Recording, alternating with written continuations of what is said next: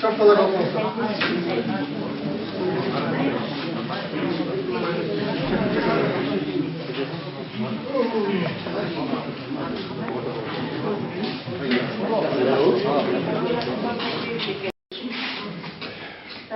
Siz kaçan kayseri törediniz? Tamam, ben Toray'ın Kırgızistan ayında. Yılı ayı. 74 bilen 70 yıl. Törediniz. Sorudunuz Kırgız. Kırgız. Biliminiz. Doktor. Übrelüs mü? Kança balanız var? 18'de 18. 6 var. 6 oten 18'de 18 mi? Yok. İşte hiçbir şey Yok. Bakır işteyiz. Sotoğunuz göre sotoğunuz. Yok. Kırgız Respublikası'nın yaran. O. Tabii yaşanan yerim. Bakaya böyle Kırgızistan ayında Çin Kaz Göçer'in 146 yılı olur. 146 mı? 70 mi? Yaklaşım. 146. 146. Ondan 70 var. Çay için.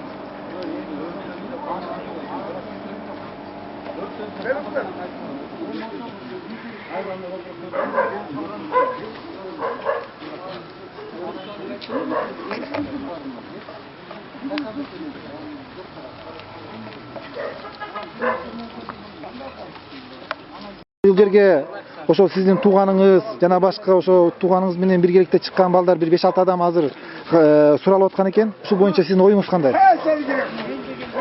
Менин оюм ошо бары кайрылып кете элем, ошо кыргыз элине, кыргыз бийлик башчыларына ошо адилеттүүлүк кылып чечтеги деген. Бул балдардын максаты мындай ишке баруу эмес болчу.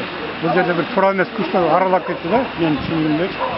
Бул жерде баягы булар ошо эриш таза абада, таза сууда, таза экология бузулбасын деген максат болгон. Бийлик, жергиликтүү бийлик башчылары укпай кое туруп, эң акыры ушуга келди да. Анткени бул жерде баягы ашууда айыл өкмөтүнүн кетирген чоң каталары бар. Жанагы айылдык депутаттардын спикеринин баш болгон поддержный булар жанагы 478 болосу кол койдурган. Ал жерде чынында көбү жалган документтер болуп калган да. Чынында айылда миңден ашык адам нааразы да. Эми бул ачылган себебин биз каршы эмес, ачылса мыйзамдуу жолунда мындай экологияга, эртең эл жерге, аба ырайына, сууга зыян келбей турган болсо деген ниет тирегибиз да. Мисалы үчүн Кумтөр бизге бардыбызга эме да, Кумтөр кени. Ал жерде кандай нарушение болуп атат, пайдасынан зыяны чоң болуп атат да. Ошондой кооптонуу бар да личтен менин өзүмдөчү. Эртең кандай болуп калат? Мисалы үчүн алтындан да биздин кыргыз эли суузу кымбат да. Мына ушуну ойлонбой жатабыз да. Бүгүн бул жерден бери 20 тонна алтын алсын, эртеңки күнү ал жерде 200 тонна менен ал жерде кайра жаратылышты биз ордуна келтире албайбыз деп мен жеке пикирим да. Ушул. Анан кайрыларын суранарым, иштетсе дагы бир мындай новейший технологиялар менен иштетип, эл журтка жерге зыян болбой тургандай кылса дагы. Элдин ушул нааразычылыгы ушул. Анан бул талаш жериндеги мисалы үчүн бийлик баштары элге туура түшүндүрө албаган себебинен да ойлойм да. Анан үчүндө чыгып кеткен пикет ушу элдин нааразычылыгы. Ал жерде эч ким уюштурган эмес. Жалпы эл барган, баарыбыз болгонбуз. Анан ошол мыйзам бузуулар болуп кеткен ал жерде бардык тараптан. Аны баары эле билишет. Эми ушул адилеттүүлүк эле чечилсе, эки тарап белгесе деген ой тилек.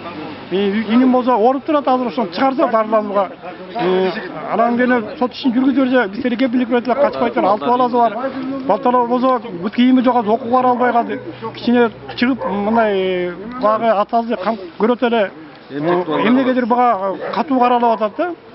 Ушуну кармап атат. Эмнеге үчүн Акматбек Келбековго мыйзам башкабы? Же болбосо жанагы Батукаев дейбиз, ага мыйзам башкабы? Биз ушундай бийликте келген нааразычылык билдирип турабыз ушу.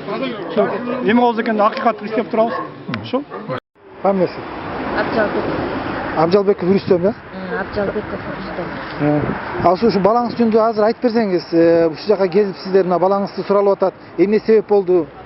Ошол мыйзамдуубу азыр суралып атканы чын эле ошо бир кылмыш кылганбы? Ошол жөнүндө бир оюңузду айтсаңыз. Биз баарыбыз эле энебиз.